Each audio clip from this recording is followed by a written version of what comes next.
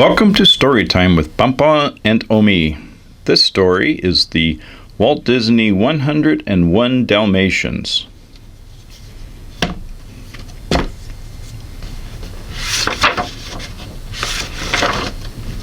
Hi, my name is Pongo. This is my master, Roger Radcliffe. He's a musician. You can see that right away. All he needs to keep him happy is his piano and his pipe. We get along fine. While he's writing songs, I think. I've got nothing against having a good dinner, a few pats on the back from Roger, a short walk, and a cozy basket to sleep in. But somehow it's just not enough. I need to think. And while he's working, I think and I think. In fact, that's how this story begins. It was a sunny spring day. The park in front of the house was full of people walking. I was bored, but Roger was too busy with his music to notice that what we needed was a companion. There were lots to choose from. I used to watch them from the window every day. Miss Poodle?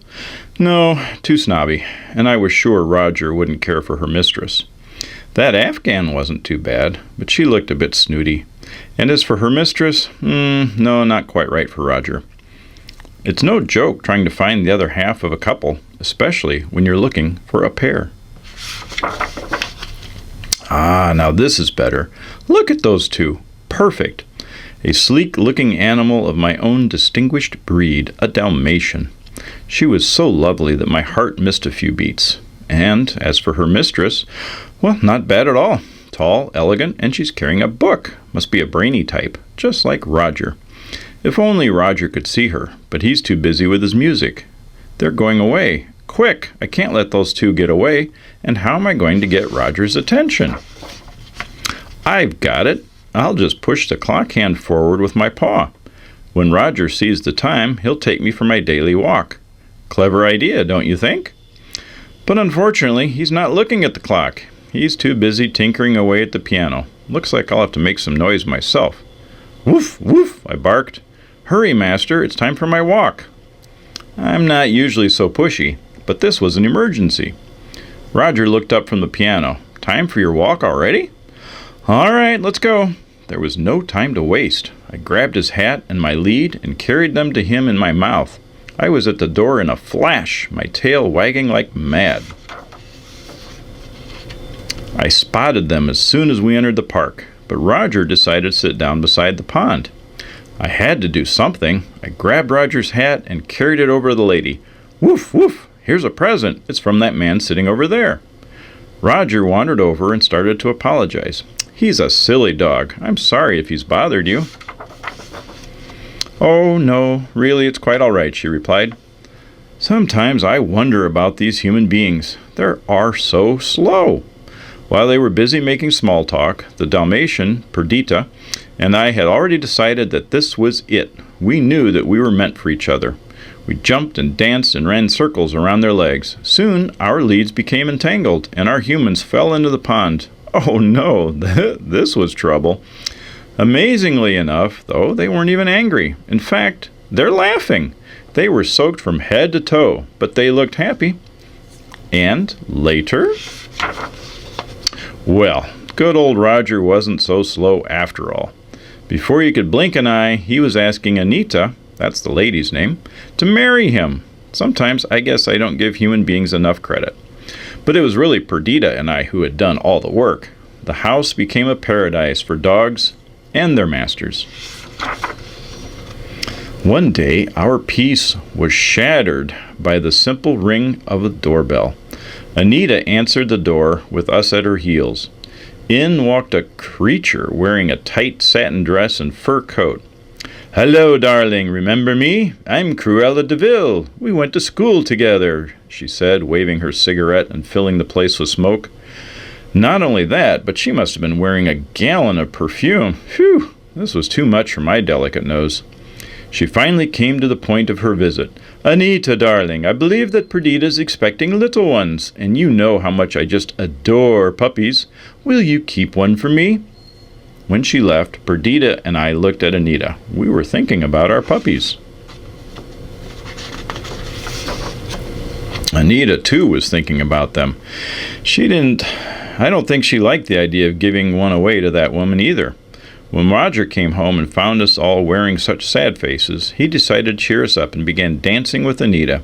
And before we knew it, we were all dancing and laughing. Cruella was forgotten, at least for the time being.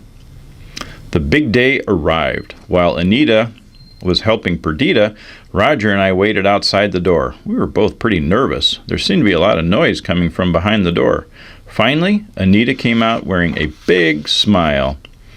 Perdita lay on the cushions with a tired smile on her face. Next to her were 5, 10, 15 little white balls of fluff. Wow!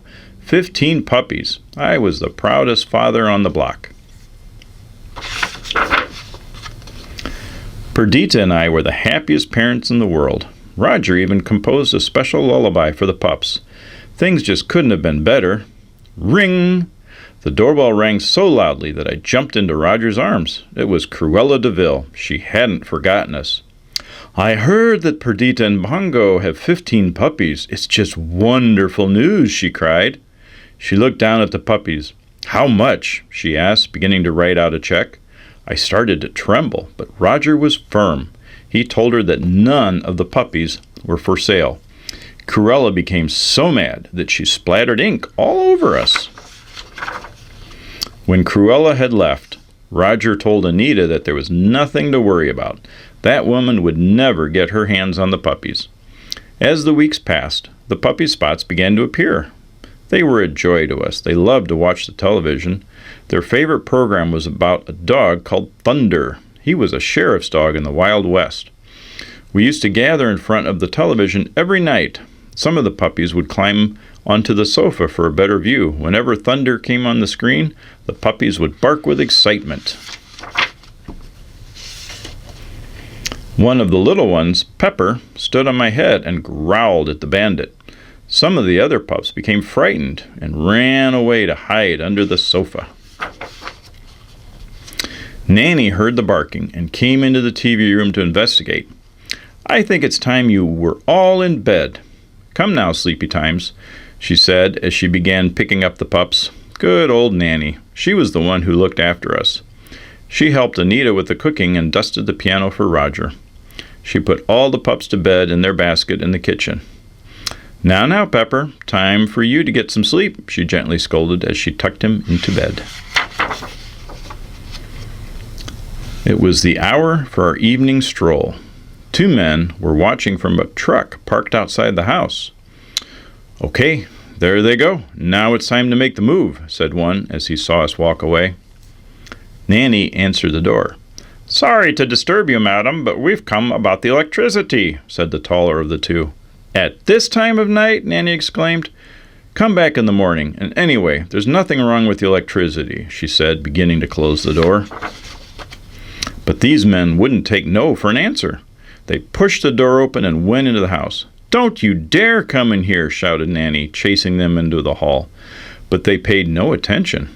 What do you think you're doing? She cried as she grabbed at their coats. The skinny one rushed up the stairs while the other ran toward the kitchen. Oh dear, I wish Master Roger were here, she cried. What am I to do? Soon the 2 men found what they were after. It wasn't money or jewels. They were stealing the puppies. The 2 of them stuffed the 15 pups into a big bag. Let's get out of here before the others come back, said the big man as they ran out of the back door. Hearing the door slam, Nanny rushed into the kitchen. When she saw the puppy's empty basket, she began to cry. As soon as Roger heard the terrible news, he picked up the phone and called the police. Our 15 Dalmatian puppies have been stolen. You must help us get them back, Roger explained to the policeman. I don't know who could have done this, but please, you must find them for us. The next morning, Cruella de Vil read of the puppy's kidnapping in the newspapers. She was grinning from ear to ear as she picked up the telephone. Congratulations, boys. You did a good job. I'll be coming in a minute, she said, and she put down the phone. In the meantime, Perdita and I decided to take things into our own hands. We went out to look for our friends. They'd help us. Danny, the Great Dane, and his sidekick Scotty were the first to come running. "Who's been kidnapped?" asked Danny. "I can't believe it," said Scotty. "Don't worry, we'll tell all the others." And soon enough the dogs began howling. The message was passed on from dog to dog. What a commotion! With all the noise, no one got much sleep that night. On the other side of the city, old Towser and his pal Lucy the Goose picked up the news. "What's that about 15 puppies?" said old Towser, who was a bit deaf. "Someone's stolen Pongo and Perdita's pups," Lucy screeched into his ear. "Well, stop squawking and let's get to work," said old Towser, as he ran to the top of the highest hill in the city. Old Towser barked the message to all the dogs, while Lucy alerted the other animals. The news reached a farm where Colonel, the sheepdog, lived. The Colonel and his partner, Tibbs the cat, were famous throughout the animal world. They were a team of ace detectives, and this was a job for experts. Captain the horse was the first to pick up the message. He and his buddy Tibbs woke the Colonel. "There's an urgent message from London. Listen." All three perked up their ears. "Is it war?" asked Captain, always ready for battle. "No, it's a kidnapping. Puppies. 15 Dalmatian puppies. Last night," said the Colonel. Tibbs scratched his ear. "Funny. Last night, while I was prowling around, I heard some yelping. The lights were on and smoke was coming from the chimney." Said the Colonel. "That place has been empty for years. Sounds like something fishy is going on over there. Did you say you heard yelping?" "Sure sounded like dogs to me," said Tibbs. "I think this calls for an investigation," said the Colonel. "Come on, Tibbs, let's go have a look." Tibbs jumped on the Colonel's back, and off they trudged through the snow. "Look, paw prints, lots of them," said the Colonel, sniffing the snow near the deserted mansion. "And there's a light on, over there in the window," whispered Tibbs. Silently, the two detectives crept up around the side of the abandoned building. When they reached the window, they both looked in and spotted the Dalmatians. What a scene! In a sofa sat a sleazy-looking character with a bottle of wine in his hand. Surrounding her were 10, 15, 20, 50, maybe more little Dalmatians. "I thought you said 15 puppies were kidnapped," whispered the Colonel. "That's right. The message said 15. What are the rest of these puppies doing here?" replied Tibbs. "You go in and find out what's going on. I'll go back and send a message to Pongo," said the Colonel. He headed back to the farm. Meanwhile, inside the house, the puppies were all gathered in front of the TV. They didn't know where they were, nor who the other pups were, but at least there was a TV. Tibbs found a hole in the wall and crept into the room. "This is crazy," he thought. "How am I ever going to tell which of these puppies belong to Perdita and Pongo? They all look alike to me. And there are so many of them, there must be almost 100. "Psst! You, over there! What's going on here?" Tibbs hissed into the ear of one of the puppies. The puppy listened as Tibbs explained about the kidnapping. "I don't know about any Pongos," said the puppy. "A lady bought me and my brothers in London. We've been here for a couple of days, but there were some new puppies that arrived a few hours ago. That's them in front of the television. I think there were 15 of them." Tibbs became excited when he heard this. "I must get near the television, but how am I going to get past that man?" Tibbs tiptoed up to the chair. Just as he was at the top, the man moved. "Maybe if I stay perfectly still, he won't know I'm here," thought Tibbs as he froze beside the wine bottle. Without looking, the man reached for his wine. He grabbed Tibbs by the neck. "Oh no, now I'm in big trouble," thought the cat. Horace, the robber, didn't realize what he was doing. He was about to take a swig when Tibbs let out an enormous meow. Horace was so stunned that he dropped the cat. Tibbs shot off like a flash. Meanwhile, the Colonel had passed on the news. The message traveled back to the city. Farm dogs told house dogs and so on, until Danny, the Great Dane, heard the word. "The puppies have been found, alive and well," he told Perdita and Pongo. "Where are they?" asked Perdita. "They are hidden in the deserted mansion. Spread the word, we're coming," barked Pongo as he and Perdita ran off in the direction of their pups. Back at the mansion, Cruella de Vil was busy counting the puppies. She was thinking of all the lovely coats and hats that their furs would make. Seeing Horace and Jasper, the kidnappers, in front of the TV, she began to shout, "I'm not paying you guys to watch TV. Get up, you hoodlums. I want those puppies skinned before tomorrow." Okay, we'll deal with the puppies as soon as the program's over, said Jasper, covering his ears. Tibbs had heard everything. This calls for fast action, he thought. There is no time to wait for the others to come. Quick, he hissed at the puppies. Follow me and don't make a peep. You're in danger. I've got to get you out of here, now. The puppies were frightened and did as they were told, all except Lucky, who was busy watching the television. Neither he nor the robber saw what was happening. Their eyes were glued to the TV. Tibbs had never worked so hard. It was no joke trying to get all those puppies out without making a sound. Just as he was pushing the last puppy through the hole, he heard Lucky barking at the TV. Rushing back to get him, he saw that the program was over. The robbers had noticed that the puppies were gone. They began swearing and shouting. At the very same moment, Perdita and Pongo were nearing the mansion. They could hear the yelling. "Hurry," urged Pongo. "Something's going on in there." Tibbs had grabbed Lucky and led him off with the others. He rushed down the staircase looking for a place to hide. Hundreds of little paws were running as fast as they could. Some of them tumbled over, but not a cry was heard. Tibbs and the puppies hid under the staircase. "Shush," whispered the cat, silencing one of the puppies with his paw. He heard growling noises. "Ah, the others have finally arrived."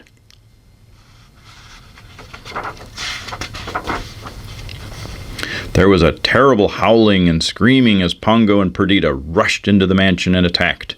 They were so quick that Horace didn't know what had hit him. Pongo bared his teeth, while Perdita snapped at Horace's coat. "Leave me alone! I swear I didn't do anything!" cried Horace as he fell to the ground. "What have you done with my puppies?" snarled Perdita. "Leave this one to me," said Pongo. "You take care of the fat one." Jasper backed away as Perdita ran toward him. He was trying to reach for the fire poker. Pepper came to give his mother a hand. The two dogs grabbed the corners of the rug and gave it a yank. Whoosh! Boom! Jasper had fallen in front of the fire. "That will keep you out of our way," cried Perdita as she, Pongo, and Pepper ran off to find the puppies. Sniff, sniff. Jasper smelled something burning. "Oh, yow! Ouch!" he screamed, rushing outside, trailing smoke behind him. "This place is haunted," he thought as he sat in the snow. While Perdita and Pongo were dealing with the crooks, Tibbs had led the puppies to the colonel's farm, and this is where the two parents found their puppies. "Look sharp," ordered the colonel. "You're not out of danger yet. Those two scoundrels will be here at any minute. Hide in Captain's stable. I'll keep watch." Sure enough, no sooner had the dogs hidden behind the haystacks when Jasper and Horace arrived on the scene. The colonel watched from the doorway. "Look, more prints," said Horace. "Yeah, but where are those mutts?" replied Jasper, who was carrying a big club. "The tracks lead into the stable. Come on, let's have a look. They won't get away this time," said Horace. The two looked around the stable but found no pups. "You dope," cried Jasper. "I thought you said they were here." "Well, I saw the prints. They can't be far away," Horace replied. Tibbs whispered into the horse's ear.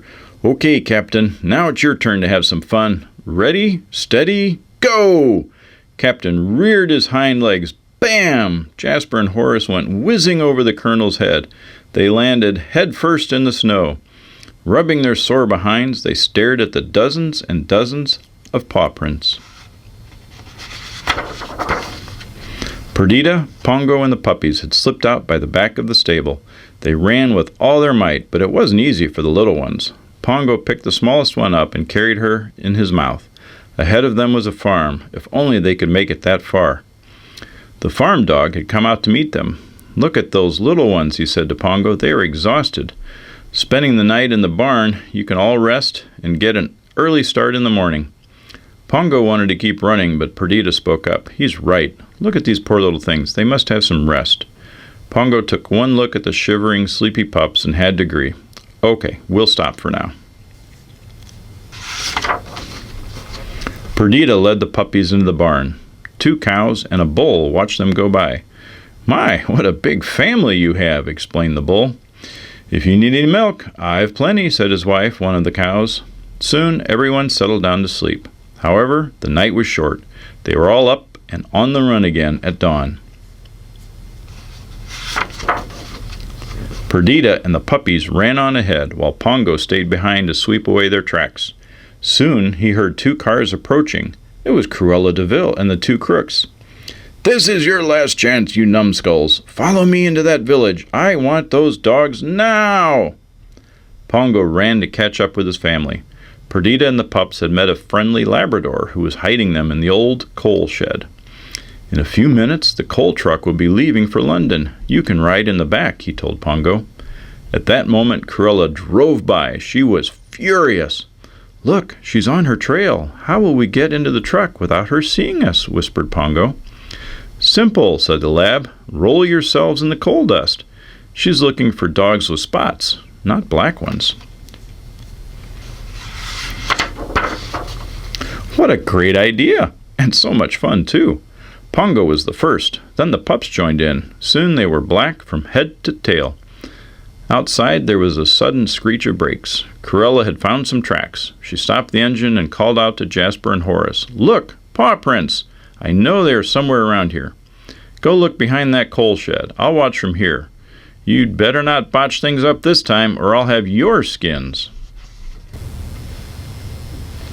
While Cruella was giving her orders, Pongo and the puppies filed toward the waiting truck.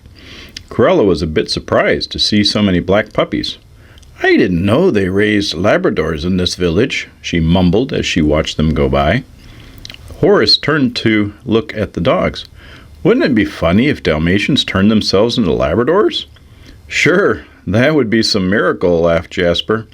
"Stop babbling like idiots and go find those dogs," screamed Cruella, whose temper was beginning to flare. "What? More Labradors?" she shouted as Perdita and the last batch of puppies ran past the car. They were almost there, just a few more steps. Splat! Some melting snow had fallen onto Perdita and the pups. Small white spots were beginning to appear on the dogs' backs. Cruella leaned out of the window. Her brain started ticking. White spots on black dogs? Black spots on white dogs? Of course! Those aren't Labradors! "Why, you clever dog," she said, "but not clever enough. Horace, Jasper, over here, look! I think your miracle has come true. Those aren't Labradors, they're Dalmatians," Cruella de Vil sniggered with delight. Perdita and the puppies made a dash for the truck. Pongo was waiting to lift them up. Soon they were all inside. The engine roared as the truck drove off. Just in time! Cruella laughed as she saw the truck drive off. "I'll catch up with that old wreck in no time. This car of mine can run circles around that old heap." Cruella stepped on the gas pedal. Her car raced up next to the truck. She was trying to force it off the road, but she didn't see the bridge up ahead. Before she knew it, her car had crashed to the railing and was plunging into the ravine.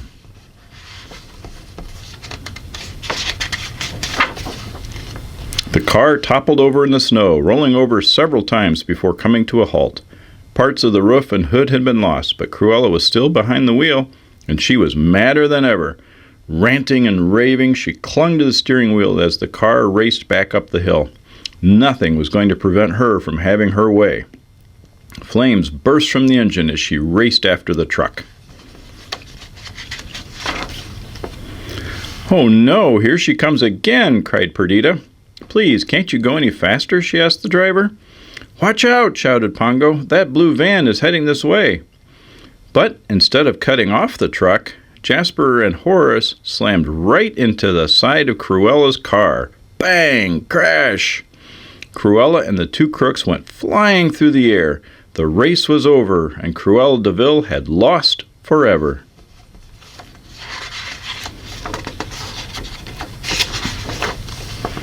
Several hours later, Anita let out a shriek as a big black dog came running into her living room. She backed up against the sofa and reached out to push the dog away. "What's this?" she said as she looked down at her hands. They were black. She rubbed the dog's head. "Why, it's Perdita!" she cried with joy. "You've come back, and your puppies. Everyone's safe and sound," she said as she gave Perdita a big hug.